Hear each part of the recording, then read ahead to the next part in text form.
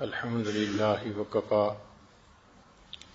وسلام على عباده الذين اصطفى أما بعد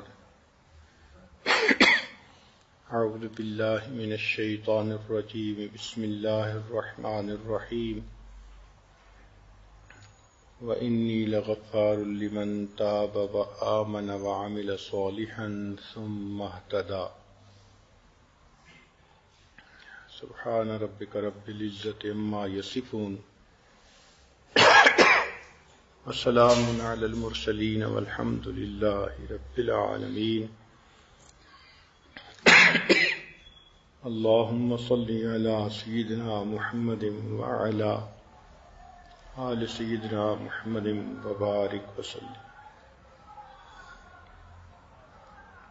احادیث مبارکہ کو جب پڑھا جاتا ہے تو یوں محسوس ہوتا ہے کہ اللہ کے پیارے حبیب صلی اللہ علیہ وسلم نے اپنی امت کو ایسے چھوٹے چھوٹے اور آسان عمل بتا دیے کہ جن کو کرنے سے ہر بندہ سیدھا جنت میں چلا جائے، جہنم میں جانے کا رزق ہی باقی نہ رہے۔ جیسے کوئی بندہ تسلی کر لیتا ہے کہ بھئی اگر ان اعمال کو کریں گے تو پیچھے رزق ہی نہیں جہنم میں جانے کا، اللہ کے حبیب صلی اللہ علیہ وسلم نے ایسے ایسے عمل امت کو بتا دیے۔ ہمیں ایک مرتبہ عمرے پہ ایک ڈاکٹر صاحب کے ساتھ وقت گزارنے کا موقع ملا۔ وہ اپنے بچوں کے بارے میں اتنے محتاط تھے، انہوں نے ہر بچے کو کیش الگ دیا،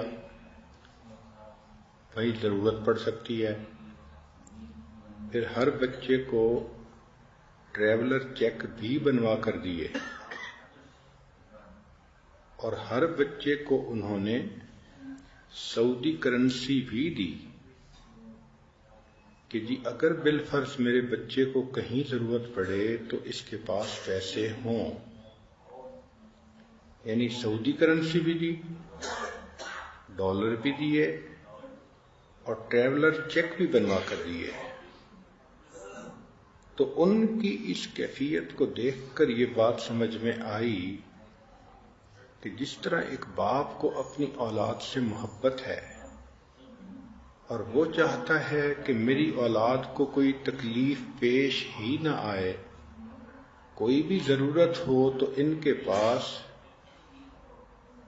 پیسے موجود ہوں، تو بالکل اللہ کے پیارے حبیب صلی اللہ علیہ وسلم نے اپنی امت کے ساتھ یہی معاملہ کیا۔ چھوٹے چھوٹے عمل، مختصر عمل، مگر ایسے کہ انسان اگر باقاعدگی سے کرے تو روز کے گناہ روز دھلتے جائیں۔ ہم یہ غلطی کرتے ہیں کہ ان اعمال کو کرنا بھول جاتے ہیں، غفلت برتتے ہیں، جس کی وجہ سے گناہوں کی میل دلوں کے اوپر جمتی چلی جاتی ہے۔ عورتیں اس بات کو اچھی طرح سمجھتی ہیں کہ روز گھر کی صفائی کر دی جائے تو گھر بالکل اجلا سفید رہتا ہے، صاف چمکتا ہے، اور اگر مہینوں بعد صفائی کریں تو داغ دھبے دور ہی نہیں ہوتے۔ آج ہم نے دل کی مثال ایسی ہی بنا لی۔ چنانچہ اس مجلس میں جو دعائیں بتائی جا رہی ہیں ان کو آپ روزانہ کرنے کا معمول بنا لیں۔ اس بات کی اہمیت کو سمجھیں کہ میں تو دنیا میں دھوپ کی گرمی برداشت نہیں کر سکتی، جہنم کی گرمی کو کیسے برداشت کروں گی؟ میں تو خاوند کی تیکھی نظروں کو برداشت نہیں کر سکتی کہ مجھ سے برداشت ہی نہیں ہوتا کہ خاوند سیریس ہو کے میری طرف دیکھے، تو میں قیامت کے دن کی ساری مخلوق کے سامنے کی ذلت کو کیسے برداشت کروں گی؟ اس لیے جس طرح میں روزانہ اپنے دنیا کے گھر کو چمکانے کے لیے 1-2 گھنٹے لگاتی ہوں. ڈسٹنگ ہو رہی ہے اور کہیں شیشے صاف ہو رہے ہیں، فرنیچر صاف ہو رہا ہے، اور میک شور کرتی ہے عورت کہ گھر بالکل چمکتا ہو. اسی طرح مجھے اپنے دل کو چمکانا یہ بھی ضروری ہے. اس کے لیے مجھے اگر صبح 10 منٹ لگانے پڑے یا شام کو 10 منٹ لگانے پڑے تو یہ کون سا بڑا مسئلہ ہے. اس کو اپنی ضرورت محسوس کریں. جب آپ اس کو اپنی ضرورت محسوس کرنے لگ جائیں گی تو یہ عمل آسان ہو جائیں گے. اس کو اس طرح زندگی کا حصہ بنا لیں کہ جیسے ناشتہ، دوپہر کا کھانا، رات کا کھانا زندگی کا حصہ بن چکا ہے. بچپن سے بچے کو یہ روٹین ملتی ہے اور بچے کو پتہ ہوتا ہے کہ سفر ہو یا حضر مجھے دن میں 3 وقت یہ کھانا کھانا ہے. اسی طرح ہماری زندگی کا یہ معمول بن جائے کہ ہم نے فجر سے وقت کے جو اذکار ہیں وہ بھی کرنے ہیں اور جو شام کے اذکار ہیں وہ بھی کرنے ہیں. اللہ تعالی ہماری طرف سے ہمارے مشائخ کو جزائے خیر عطا فرمائے کہ انہوں نے ہمیں ایسے عمل بتائے کہ جن اعمال کو کرنے سے انسان کے گناہ بھی معاف ہوتے ہیں اور وہ اللہ تعالیٰ کے ہاں مقبول بھی بنتا ہے. چنانچہ ایک عمل ہمارے مشائخ بتاتے ہیں کہ ہر وقت وقوف قلبی کے ساتھ رہیں.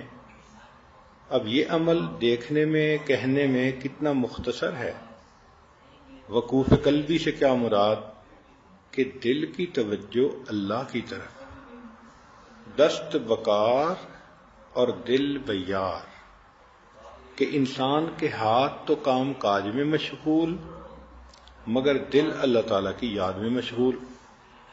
اب اگر آپ مشق کر لیں اور آپ کی یہ کیفیت بن جائے کہ آپ سارا دن دنیا کے کام کاج بھی کریں، لوگوں سے بیٹھیں، گفتگو بھی کریں، مگر دل اللہ کی یاد میں لگا ہوا ہو، تو سبحان اللہ اس ایک عمل پر آپ کو کیا کیا اجر ملیں گے.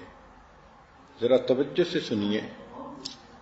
نبی علیہ الصلوۃ والسلام نے ارشاد فرمایا، عبداللہ ابن عمر رضی اللہ عنہ اس کے راوی ہیں کہ نبی علیہ السلام نے ارشاد فرمایا، ذاکر اللہ فی الغافلین مثل الشجرۃ الخضراء فی الشجر الیابس، کہ جو غافلین میں بیٹھ کے اللہ کا ذکر کرتا ہے وہ ایسا ہے جیسے کہ سوکھے درختوں کے اندر سرسبز درخت ہوتا ہے.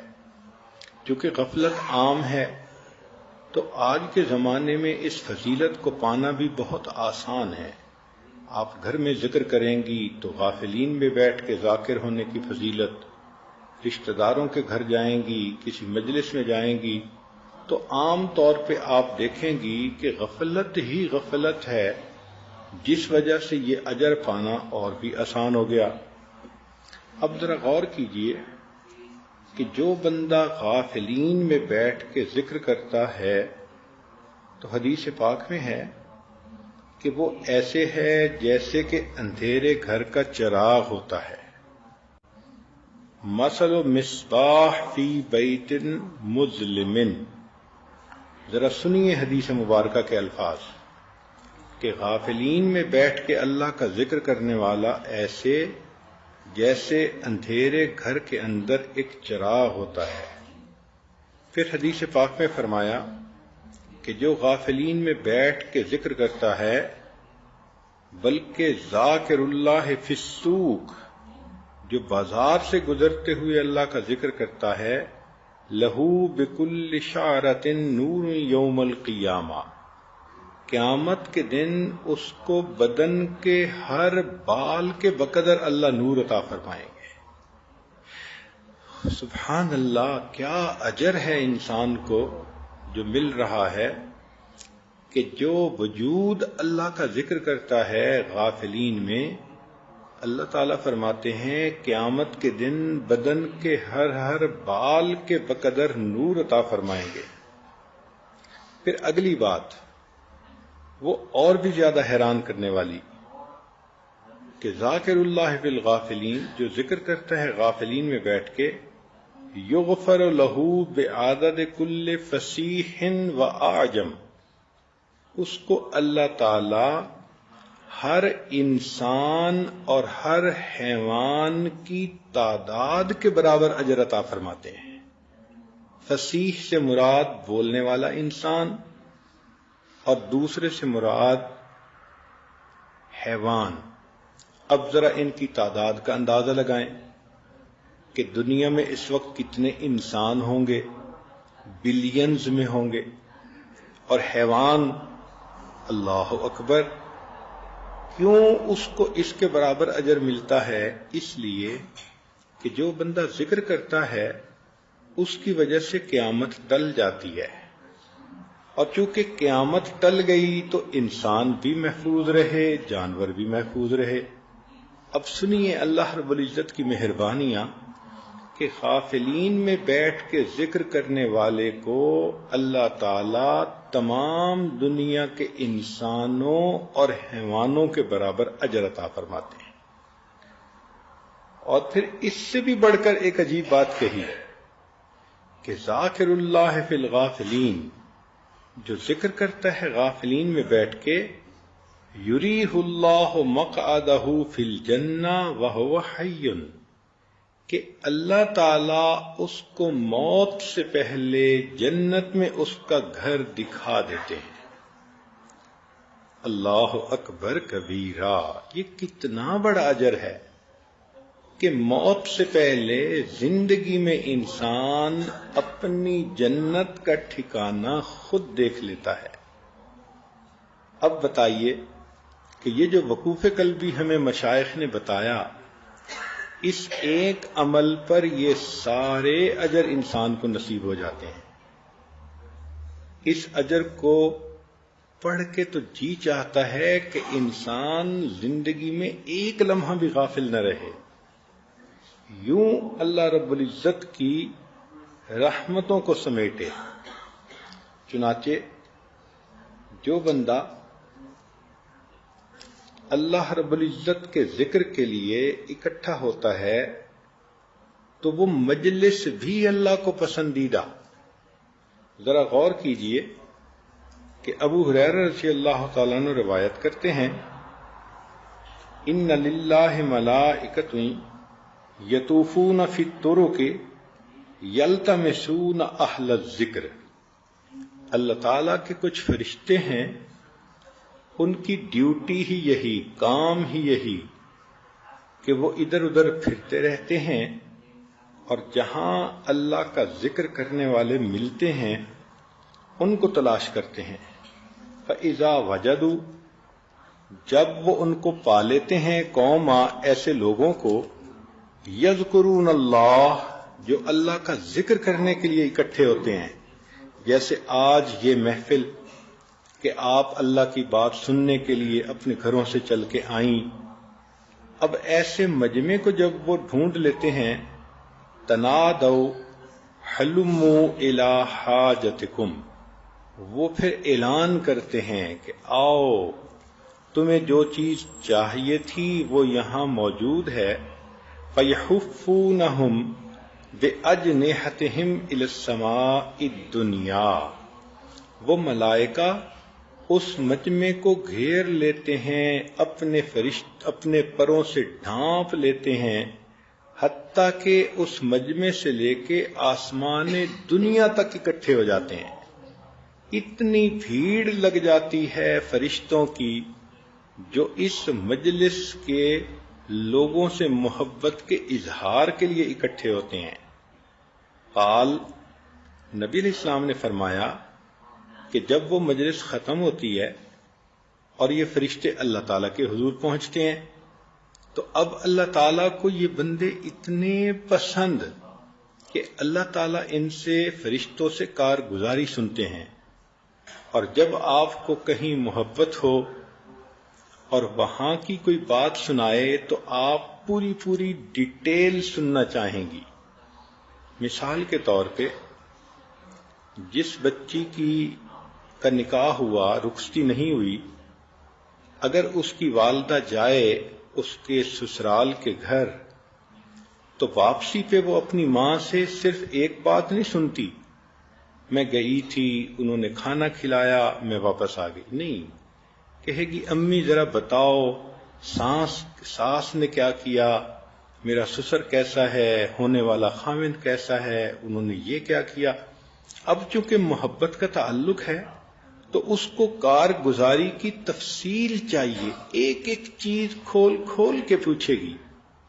اللہ رب العزت کو چونکہ ذکر کرنے والے بندوں سے محبت ہے تو اللہ تعالی اس مجلس کی کارگزاری کو کھول کھول کے سنتے ہیں، ایک ایک بات.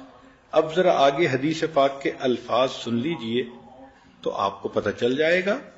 حالانکہ رب کریم کی عادت مبارکہ تو یہی ہے. قرآن مجید پڑھ کے دیکھ لیجئے، جتنے کم سے کم لفظوں میں بات ہو سکتی ہے قرآن مجید میں اتنی ہی کی گئی ہے، ایک لفظ فالتو نہیں استعمال کیا گیا. مگر جہاں محبت کا معاملہ آ گیا وہاں رب کریم ایک ایک چیز پوچھتے ہیں.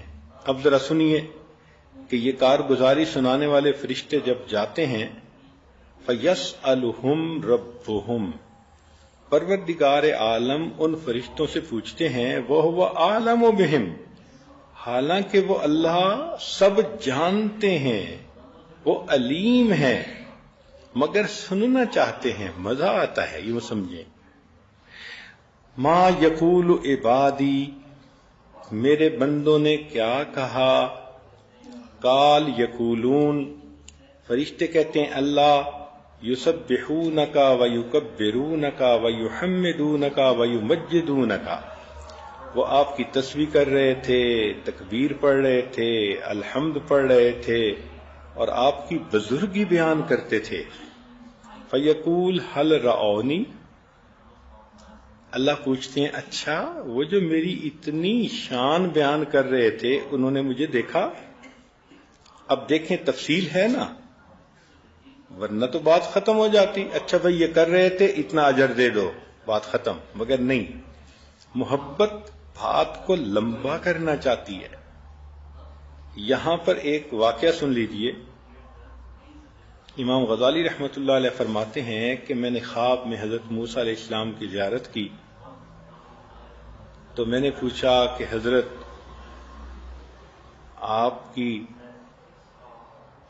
آپ کا تذکرہ قرآن مجید میں، تو انہوں نے پوچھا کہ تم کون ہو؟ تو میں نے پھر اپنی تفصیل بتانی شروع کی کہ میرے والد کا نام یہ، ان کا نام یہ، ان کا نام یہ، لمبا کام. تو موسیٰ علیہ السلام نے فرمایا کہ اے بندے تو نے تو بہت لمبا کلام کیا. تو میں نے خواب میں جواب دیا کہ حضرت اللہ تعالیٰ نے آپ سے یہ پوچھا تھا وَمَا تِلْكَ بِيَمِينِكَ يَا موسیٰ، اے موسیٰ علیہ السلام آپ کے دائیں ہاتھ میں کیا ہے؟ آپ نے جواب دیا ہے یا عصای، یہ میرا عصا ہے، لاٹھی ہے. تو اتنا جواب کافی تھا. مگر آپ نے تو بات لمبی کرتے ہوئے کہا اتوکأ علیہا واحش بہا علی غنمی ولی فیہا معارب اخری. تو یہ اتنی تفصیل کرنے کی کیا ضرورت تھی؟ تو موسیٰ علیہ السلام نے فرمایا بھائی میں تو اللہ تعالیٰ سے ہم کلامی کر رہا تھا اور میرا جی چاہتا تھا کہ جتنا کلام لمبا ہو اتنا اچھا. تو امام غزالی رحمۃ اللہ نے خواب میں کہا کہ حضرت میں بھی تو کلیم اللہ سے بات کر رہا ہوں، میرا بھی جی چاہا جتنی لمبی بات ہو اتنا زیادہ اچھا. تو جہاں محبت ہوتی ہے پھر لمبی بات کا مزہ آتا ہے. اب دیکھیے فرشتوں نے بتا دیا اللہ وہ ذکر کر رہے تھے، اب مختصر بات تو یہی تھی کہ کہہ دیتے اچھا بھائی اجر دے دو، مگر نہیں، آگے سوال پوچھ رہے ہیں کیا انہوں نے مجھے دیکھا؟ فرشتے کہتے ہیں نہیں. واللہ ما رأوک، قال فیقول، پھر اللہ پوچھتے ہیں کیف لو رآنی، اچھا اگر وہ دیکھ لیتے تو کیا ہوتا؟ قال فیقولون لو رأوک کانوا اشد لک عبادتا و اشد لک تمجیدا و اکثر لک تسبیحا، اللہ اگر وہ دیکھ لیتے اور زیادہ آپ کی تسبیح بیان کرتے، عبادت کرتے، بزرگی بیان کرتے۔ قال یقول فما یسألونی، پھر اللہ اگلا سوال پوچھتے ہیں اچھا وہ مجھ سے کیا مانگتے تھے؟ قال یسألونک الجنہ، اے اللہ وہ جنت مانگتے تھے۔ قال یقول وہل رأوہا، اب اللہ تعالیٰ پھر پوچھتے ہیں کیا انہوں نے جنت کو دیکھا ہے؟ قال یقولون لا، نبی اسلام نے فرمایا کہ فرشتے کہتے ہیں کہ انہوں نے نہیں دیکھا، واللہ یا رب ما رأوہا۔ قال فیقول، نبی اسلام نے فرمایا کہ پھر فرماتے ہیں فکیف لو رأوہا، اچھا بھئی جنت کو دیکھ لیتے تو کیا ہوتا؟ قال یقولون لو انہم رأوہا کانوا اشد علیہا حرصا و اشد لہا طلبا و اعظم فیہا رغبا، اگر وہ دیکھ لیتے تو ان کی حرص اور ان کی طلب اور ان کی رغبت اور زیادہ ہو جاتی۔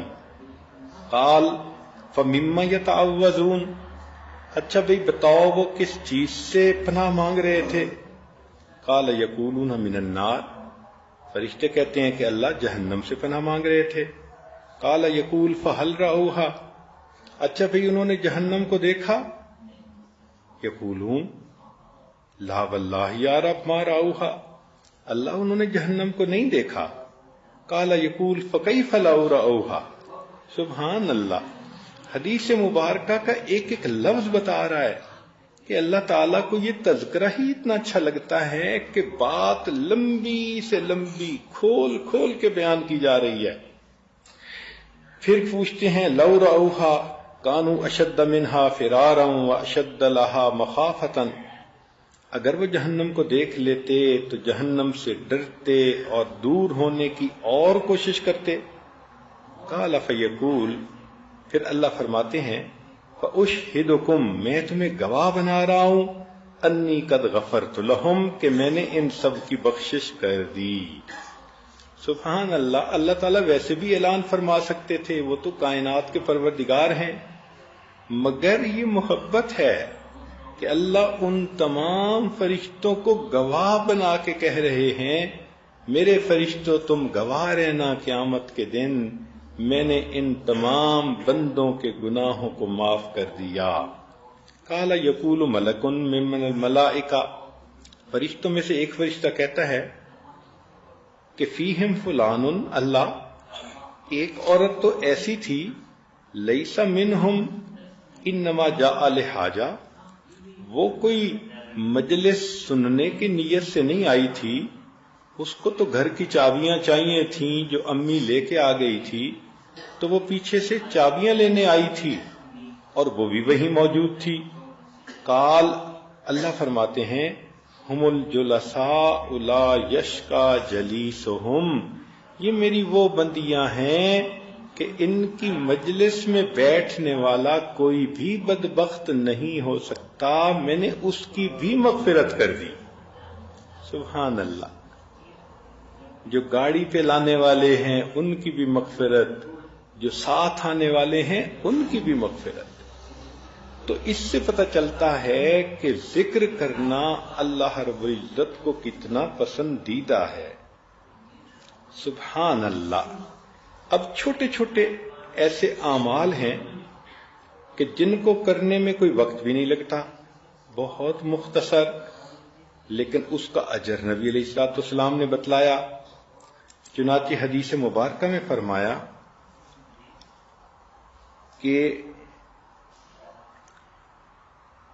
خصلتان لا یحصیہما عبد الا دخل الجنہ وہما یسیر ومن یعمل بہما قلیل۔ سبحان اللہ۔ عبداللہ ابن عمر روایت کرتے ہیں کہ نبی علیہ السلام نے فرمایا دو عمل ایسے ہیں کہ جن کو کرنے والا جنت میں جائے گا، وہ کرنے آسان ہیں مگر کرنے والے تھوڑے ہیں۔ اللہ اکبر، کیا حاذق طبیب تھے اللہ کے پیارے حبیب صلی اللہ علیہ وسلم۔ آپ جانتے تھے کہ انسان کی فطرت ہے وہ کرنے میں سستی کرتا ہے، تو دیکھو کہ اس عمل کی وجہ سے جنت میں داخلہ ملتا ہے، اور پھر کرنے والے تھوڑے۔ وہ کیا ہے؟ ان میں سے ایک عمل، یسبح اللہ احدکم دبر کل صلاۃ 10، کہ تم میں سے ہر بندہ نماز پڑھنے کے بعد 10 مرتبہ سبحان اللہ پڑھے، 10 مرتبہ الحمدللہ پڑھے، 10 مرتبہ اللہ اکبر پڑھے۔ تو اگر اس نے 30 مرتبہ یہ پڑھا تو 5 نمازوں میں 150 ہو گئے، اور فرمایا کہ ہر نیکی کے بدلے 10 نیکیاں، تو گویا 1500 نیکیاں مل گئیں۔ اب اللہ کی شان کہ پڑھا تو 30 مرتبہ ہر نماز کے بعد، لیکن نام اعمال میں 1500 نیکیاں لکھی گئیں۔ پھر نبی علیہ الصلوۃ والسلام نے فرمایا کہ اس کو اگر انسان اس طرح سے کرے گا تو اللہ رب العزت اس کو جنت میں داخل فرمائیں گے۔ قیل یا رسول اللہ، پوچھا گیا اے اللہ کے حبیب صلی اللہ علیہ وسلم، کیف لا یحصیھا، یہ عمل ہے تو چھوٹا سا، اس کو لوگ کیوں نہیں کریں گے؟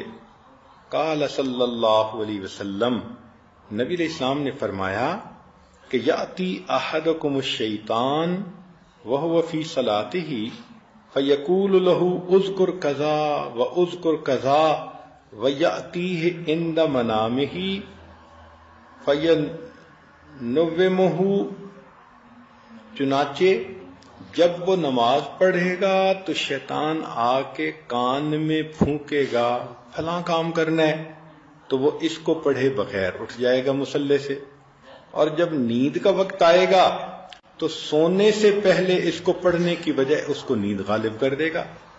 اس وجہ سے عمل تو یہ چھوٹا سا ہے اور جنت ملتی ہے، مگر کرنے والے تھوڑے ہیں۔ اب دیکھیں نبی علیہ السلام کی بات 100% صحیح۔ ہم نمازیں تو پڑھتے ہیں مگر نماز کے بعد اذکار کوئی نہیں ہوتے الا ماشاء اللہ۔ خوش نصیب عورتیں ہوں گی جو تسبیحات فاطمہ ہی پڑھ لیتی ہوں، اور کئی تو آیت الکرسی بھی نہیں پڑھتی، حالانکہ اتنی اہمیت ہے اس کی۔ اور یہ باقی اذکار یہ تو ذہن میں خیال ہی نہیں جاتا۔ تو ذرا نماز کا سلام پھیرا اور شیطان نے خیال ڈالا میرا فلاں کام رہ گیا، فلاں، بھائی جہاں 10 منٹ نماز میں لگے تو 5 منٹ اور صحیح۔ تو تسلی کے ساتھ نماز کے بعد کے ان اذکار کو کرنا چاہیے تاکہ اللہ تعالیٰ اس کے بدلے ہمیں جنت عطا فرما دے۔ چنانچہ ایک اور حدیث مبارکہ ہے، ابو ہریرہ رضی اللہ عنہ روایت کرتے ہیں کہ نبی اسلام نے فرمایا اللہ تعالیٰ نے 4 کلمے چن لیے ہیں، سبحان اللہ، الحمدللہ، لا الہ الا اللہ اور اللہ اکبر۔ یعنی یہ 4 کلمے اللہ کو بہت پسند ہیں۔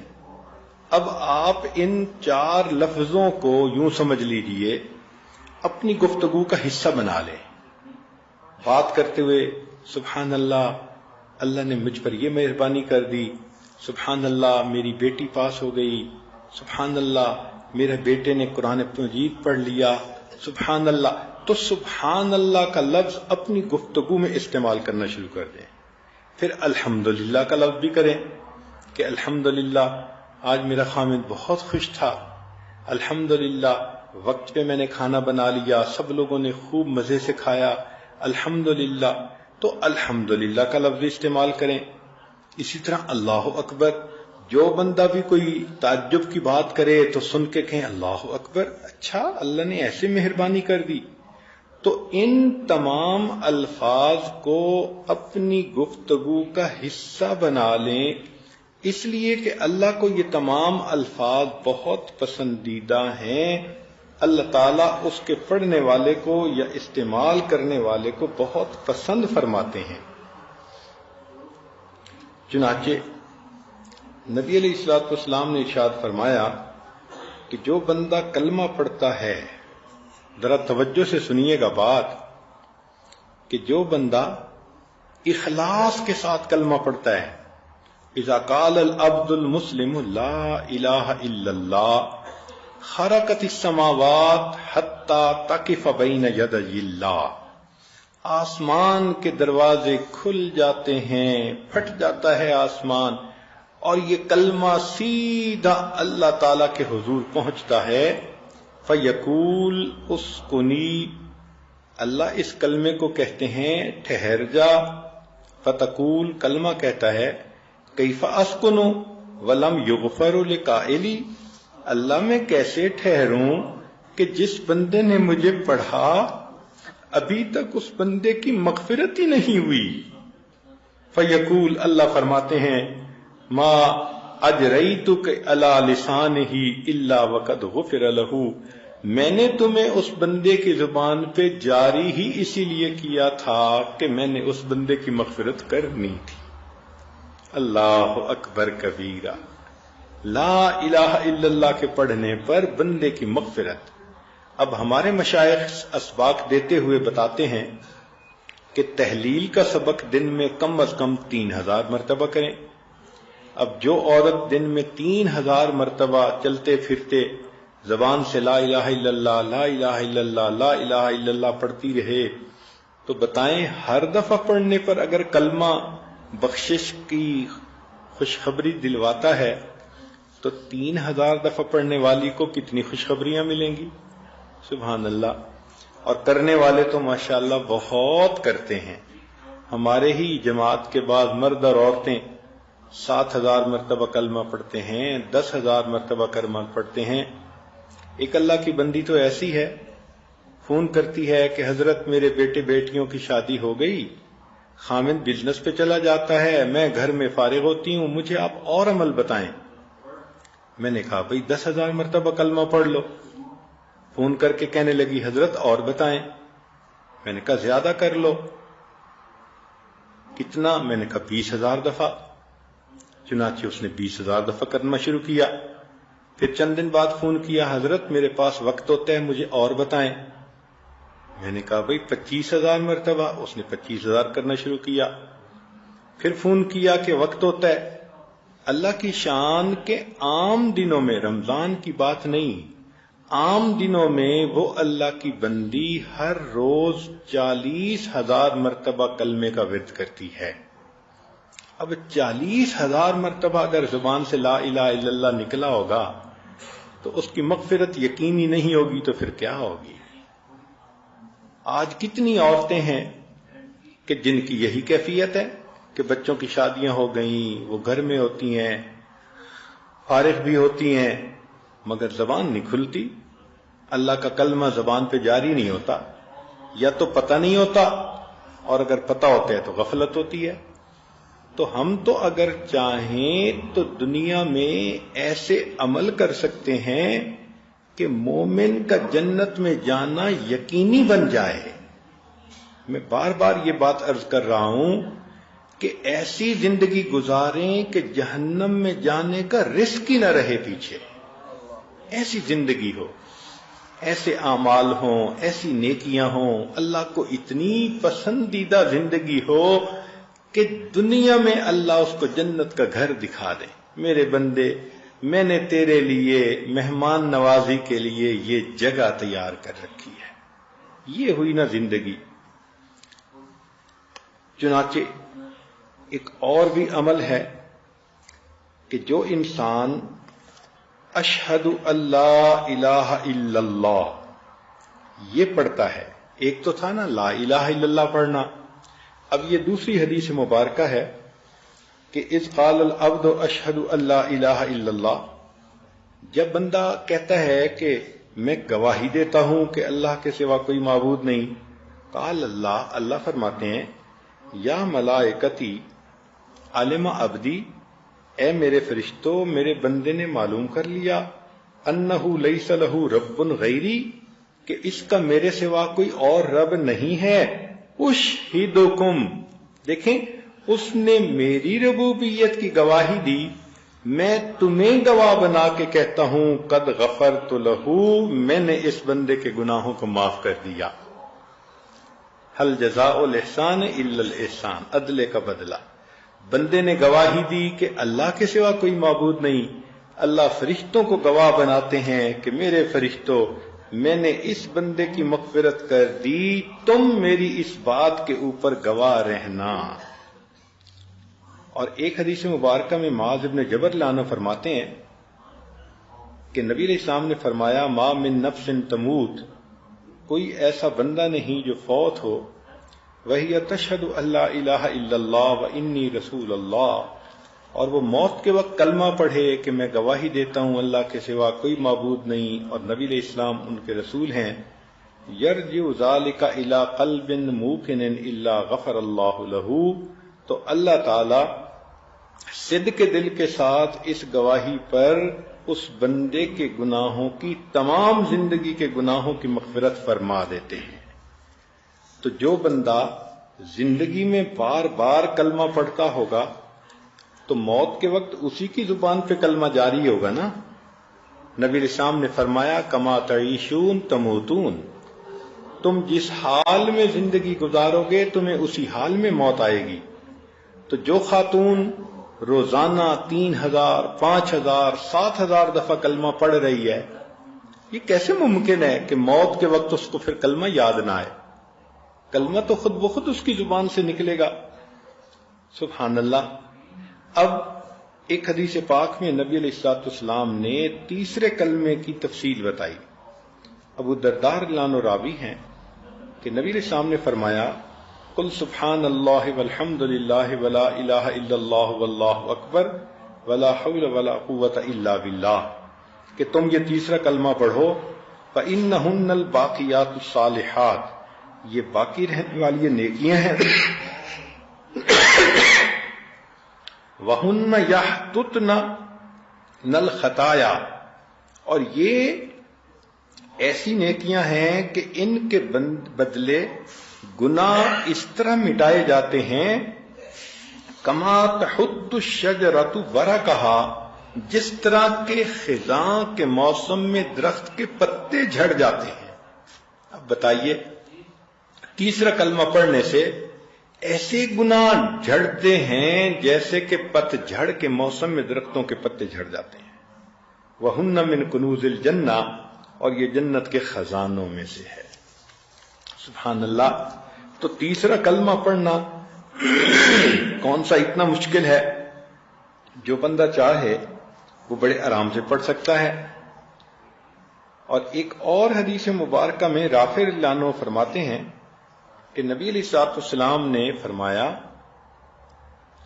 کہ ایک خاتون آئی، سلمہ اس کا نام تھا.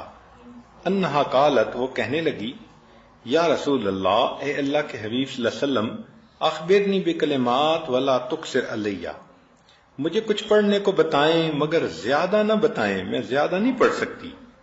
قال قولی، نبی صاحب نے فرمایا تم کہو اللہ اکبر 10 مرات، 10 مرتبہ اللہ اکبر کہو. یقول اللہ، اللہ فرماتے ہیں ھذا لی، یہ میرے لیے ہے. وقولی سبحان اللہ 10 مرات، 10 مرتبہ سبحان اللہ کہو. یقول اللہ ھذا لی، اللہ فرماتے ہیں یہ میرے لیے ہے. وقولی اللہم اغفر لی، اور پھر تیسری مرتبہ کہنا اللہ میری مغفرت فرما دے. یقول قد فعلت، اللہ فرماتے ہیں میں نے تمہارے گناہوں کی مغفرت کر دی. اب یہ کتنا آسان عمل ہے. 10 مرتبہ سبحان اللہ کہنا، 10 مرتبہ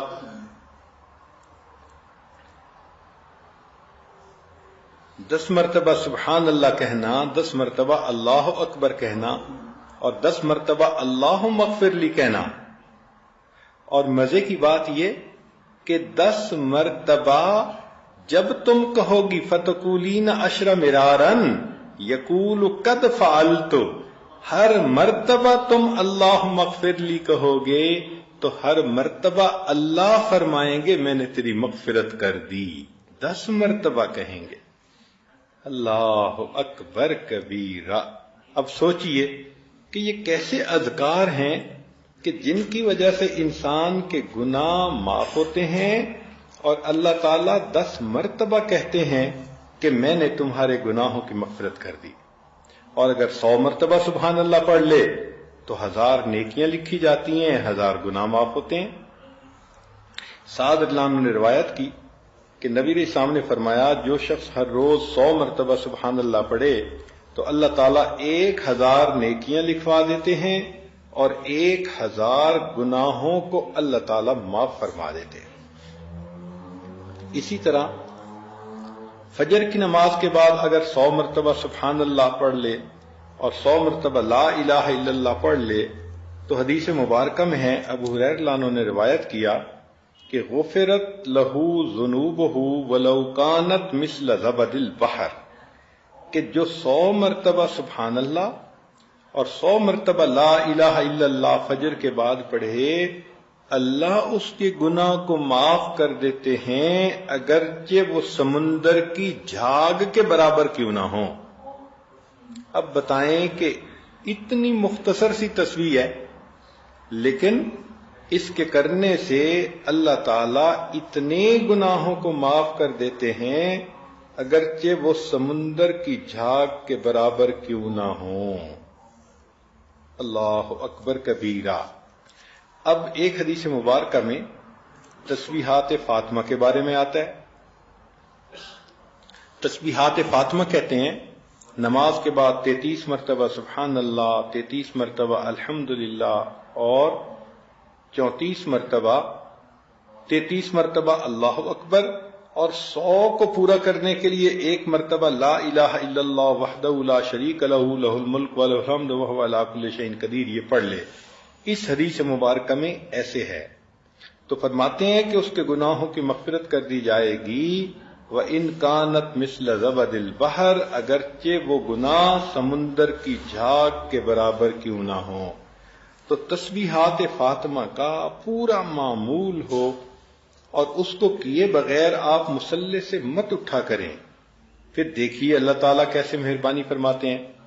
ایک حدیث مبارکہ میں انس رضی اللہ عنہ نے روایت کی ہے کہ نبی علیہ السلام نے فرمایا کہ جو شخص نماز کے بعد کہ سبحان اللہ العظیم وبحمدہ لا حول ولا قوت الا باللہ، وہ شخص قیامت کے دن اس حال میں کھڑا ہوگا کہ اس کے گناہوں کی مغفرت ہو چکی ہوگی، قام مغفور اللہ، قیامت کے دن اللہ کے سامنے اس حال میں پیش ہوگا کہ گناہوں کی مغفرت ہو چکی ہوگی۔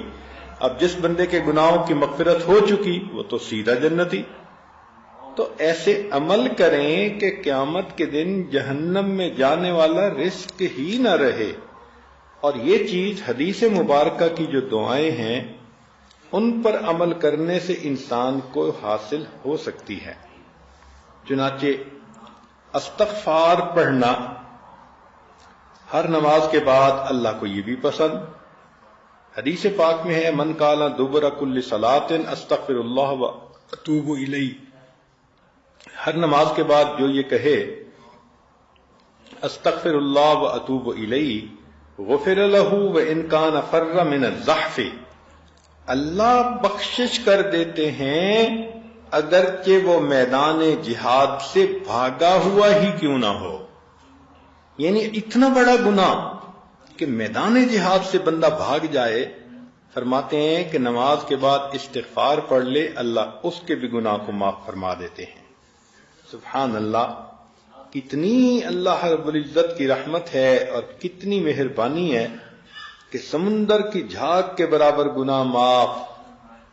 اور ایک حدیث مبارکہ میں ہے کہ صحابی کہتے ہیں کہ نبی علیہ السلام نے فرمایا کہ جو بندہ کہتا ہے استغفر اللہ الذی لا الہ الا هو الحی القیوم واتوب الیہ غفر لہ وان کان قد فر من الزحف، اللہ اس کی بھی مغفرت فرما دیتے ہیں اگرچہ وہ بھی جہاد سے بھاگا ہوا کیوں نہ ہو۔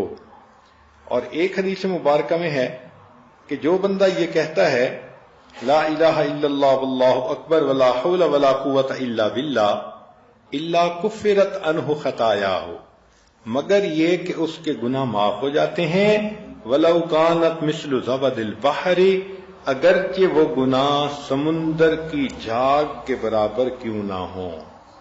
اب دیکھیے ایک ایک فکرہ ہے، اور ایک ایک فکرے پر اللہ رب العزت کی طرف سے اتنے اجر کا وعدہ ہے۔ اور سید الاستغفار کے بارے میں تو آپ کو کل بھی بتا دیا کہ اگر دن میں ایک مرتبہ پڑھ لیں اور اس رات موت آ گئی تو سیدھا جنتی، اور رات میں ایک مرتبہ پڑھ لیں اور اس رات میں موت آ گئی تو سیدھا جنتی۔ سبحان اللہ۔ تو سید الاستغفار اللہم انت ربی لا الہ الا انت خلقتنی وانا عبدک، اس کو یاد کر لیں اور اس کو دن میں ایک مرتبہ پڑھ لیں اور رات میں پڑھ لیں، تو دن میں پڑھیں گی تو سیدھا جنتی، اور رات میں پڑھیں گی اور موت آ گئی تو سیدھا جنتی۔ سبحان اللہ۔ اس استغفار کی اللہ رب العزت کے ہاں کس قدر قبولیت ہے۔ اور نبی علیہ السلام نے یہ بھی فرمایا کہ جو انسان صبح و شام 100 مرتبہ سبحان اللہ و بحمدہ پڑھتا ہے، غفرت ذنوبہ وان کانت اکثر من زبد البحر، اللہ اس کے گناہ کو معاف کر دیتے ہیں اگرچہ وہ گناہ سمندر کی جھاگ سے بھی زیادہ ہوں۔ دیکھیں پہلی حدیثوں میں ہے کہ سمندر کی جھاگ کے برابر کیوں نہ ہو، اور اس حدیث پاک میں ہے کہ سبحان اللہ و بحمدہ 100 مرتبہ پڑھ لینے سے اللہ گناہ معاف کرتے ہیں، وَإِن كَانَتْ أَكْثَرَ مِنْ زَبَدِ الْبَحْرِ، اگرچہ وہ سمندر کی جھاگ سے زیادہ ہی کیوں نہ ہوں۔ اب بتائیں کہ اللہ سے بخشش کروانا کتنا آسان کام ہے۔ اللہ تعالیٰ بھی چاہتے ہیں کہ میرے محبوب کے امتی جو خطائیں کر بیٹھتے ہیں تو یہ زبان کھولیں، کچھ تو بولیں، تاکہ اس کو بہانہ بنا کے میں ان کے گناہوں کو معاف کر دوں۔ یہ کتنی ہماری بد نصیبی ہے، ہم ایسے ایسے اعمال سے غافل ہیں، دن پہ دن گزر رہے ہیں، کئی تو نماز ہی نہیں پڑھتی، اور جو پڑھتی ہیں تو بس نماز کا سلام پھیرا اور مصلی سے اٹھی، مجھے کھانا بنانا ہے، مجھے یہ کام کرنا ہے۔ بھئی یہ کام تو کرنے ہی ہوتے ہیں، 5-10 منٹ اور لگا کر یہ تسبیحات بھی اگر پڑھ لیں، اور اگر فرض کرو مصلی پہ بیٹھ کے نہیں پڑھنے کے لیے وقت ہے تو کھانا بناتے ہوئے پڑھ لیں، پتہ تو ہونا چاہیے نا، اس کو معمول تو انسان بنائے، پھر اگر چلتے پھرتے بھی پڑھ لیں گی تو اجر تو آپ کو مل جائے گا۔ چنانچہ جو بندہ صبح و شام 10 مرتبہ یہ کلمات پڑھ لیتا ہے، لا الہ الا اللہ وحدہ لا شریک لہ لہ الملک و لہ الحمد یحیی و یمیت وہو علی کل شیء قدیر، اللہ تعالی اس بندے کے 10 خطائیں معاف فرما دیتے ہیں، 10 نیکیاں لکھ دیتے ہیں، اور 10 غلام آزاد کرنے کے برابر اجر دیتے ہیں۔ اور اگلی مزے کی بات کہ اللہ تعالیٰ اس کی شیطان سے حفاظت فرماتے ہیں۔ اب بتائیں یہ کتنا مزے کا عمل ہے کہ ہم اگر صبح شام 10 مرتبہ یہ پڑھ لیں تو اللہ کی حفاظت میں آ جائیں گے۔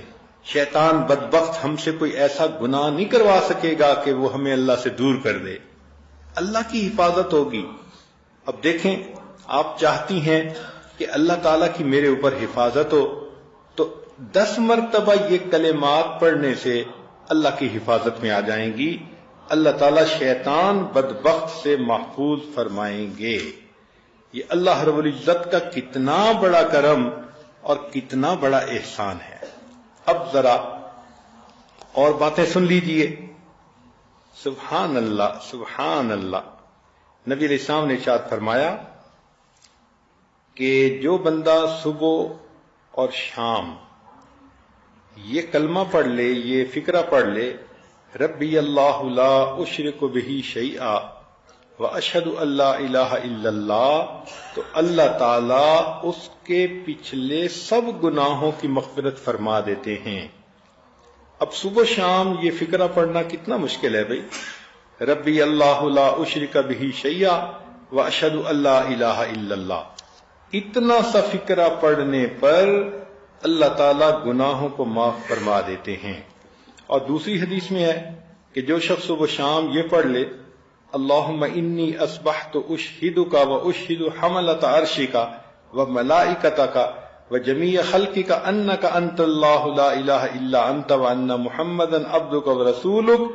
اللہ فرماتے ہیں کہ اس دن جو گناہ سرزد ہوئے وہ بھی معاف، اور اس رات جو گناہ سرزد ہوئے وہ بھی معاف۔ آپ دیکھیں نا کہ بچے کو آپ روزانہ صبح اور شام ٹوتھ پیسٹ کرنے کی کتنی اہمیت بتاتی ہیں کہ بچے رات کو سونے سے پہلے بھی دانتوں کو صاف کر لو اور صبح اٹھتے ہی اپنے دانتوں کو صاف کر لو، یہ بہت ضروری ہے۔ تو بھائی اگر منہ کا صاف کرنا اتنا ضروری کہ شام کو بھی ٹوتھ پیسٹ کرو صبح بھی کرو، تو کیا دل کو صاف کرنا ضروری نہیں ہے؟ آپ حیران ہوگی کہ اس فکرے کے پڑھنے سے پورے دن کے گناہ معاف اور رات کو پڑھنے سے پوری رات کے گناہ معاف۔ تو بچوں کو بتائیں کہ بچوں یہ فکرہ پڑھے بغیر تم نے صبح نہیں کرنی، اور یہ فکرہ پڑھے بغیر تم نے نیند نہیں کرنی۔ جب یوں کہیں گی تو بچوں کے دل منور ہوں گے، بچے آپ کے نافرمان نہیں بنیں گے، نمازوں میں کوتاہی نہیں کریں گے، بچے تعلیم کے معاملے میں آپ کو ٹف ٹائم نہیں دیں گے۔ ہم خود تو بچوں کو وہ عمل بتاتے نہیں، اور جب بچے بگڑتے ہیں تو پھر بیٹھ کے آنسو بہانے کے سوا کوئی کام نہیں ہوتا۔ تو اللہ تعالی ہمیں یہ نبی علیہ الصلوۃ والسلام نے جو امت کو ہیرے موتی دیے، ان سے فائدہ اٹھانے کی توفیق عطا فرما دے۔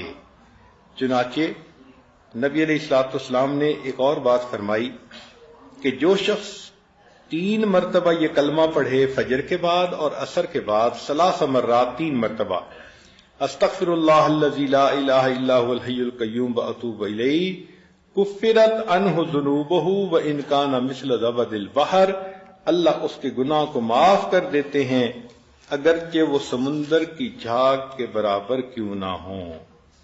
اب آج کی اس مجلس کی آخری حدیث مبارکہ ذرا سن لیجئے کہ فجر اور عصر کے بعد جو بندہ یہ پڑھے لا الہ الا اللہ وحدہ لا شریک لہ لہ الملک ولہ الحمد وہو حی لا یموت بیدہ الخیر وہو علی کل شیء قدیر، تو سنیے کہ نبی علیہ السلام نے ارشاد فرمایا اس بندے کو اللہ تعالیٰ 10 نیکیاں عطا فرماتے ہیں، 10 گناہ معاف کرتے ہیں، اور جنت میں اس کے 10 درجے بلند کرتے ہیں، اور پورا دن اللہ تعالیٰ شیطانی حملوں سے اس کی حفاظت فرماتے ہیں۔ اب یہ جو خوشخبری ہے یہ تو ہم پہلے حدیثوں میں بھی سن چکے، مگر اس حدیث میں ایک خاص بات ہے۔ امام نسائی رحمت اللہ علیہ نے اسی حدیث کی روایت کی تو وہ فرماتے ہیں کہ 10 غلام آزاد کرنے کا ثواب بھی ملتا ہے، اور امام ترمذی رحمت اللہ علیہ نے بھی یہ حدیث نقل کی، اور وہ فرماتے ہیں کہ اس کلمے کو پڑھنے سے فجر اور عصر کے بعد 10 ایسی نیکیاں کہ جو جنت کو واجب کر دیتی ہیں، اور 10 ایسے گناہ معاف کہ جو تباہ کرنے کے لیے کافی تھے، اور 10 مومن غلام آزاد کرنے کا ثواب ملتا ہے۔ اللہ اکبر کبیرہ۔ واقعی اللہ کے حبیب صلی اللہ علیہ وسلم نے کوئی چانس ہی نہیں چھوڑا کہ اگر ان کا امتی یہ اعمال کرتا رہے تو وہ قیامت کے دن کی شرمندگی اٹھانے والا ہو۔ میک شور کیا ہے نبی علیہ السلام نے کہ میرے امتی کو تو کوئی پریشانی آنی ہی نہیں چاہیے، بس یہ ادھر آنکھیں بند ہوں، قبر جنت کا باغ بنے، اللہ کے حضور قیامت کے دن یہ کھڑا ہو، عرش کا سایہ نصیب ہو، خوشبو کے ٹیلوں پر یہ سیر کرے جب تک لوگ حساب کتاب سے فارغ نہیں ہوتے، اور جب حساب کتاب ہو جائے اور میں جنت میں داخل ہوں تو میرا یہ بندہ میرے قدموں میں جگہ پائے۔ اللہ تعالی ہمیں ان اعمال کو اہتمام کے ساتھ کرنے کی توفیق عطا فرمائے۔ وآخر دعوانا ان الحمد